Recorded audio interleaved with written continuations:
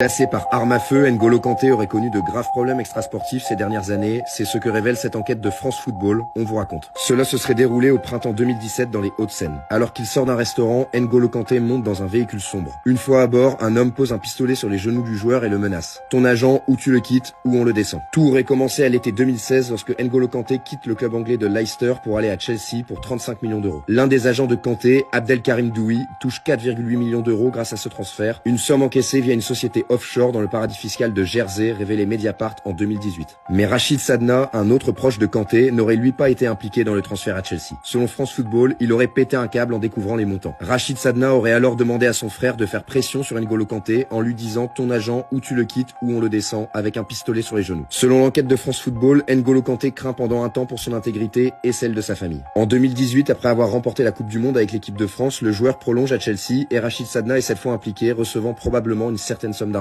Même si la situation se serait aujourd'hui apaisée, l'enquête de France Football illustre les rapports compliqués de N'Golo Kanté à sa ville d'origine par ce constat. N'Golo Kanté est le seul champion du monde 2018 à ne pas avoir présenté la coupe aux enfants de Rueil-Malmaison. Les deux agents cités précédemment n'ont pas réagi à l'enquête de France Football. N'Golo Kanté a lui juste répondu « Tout va bien merci, il ne se passe rien ».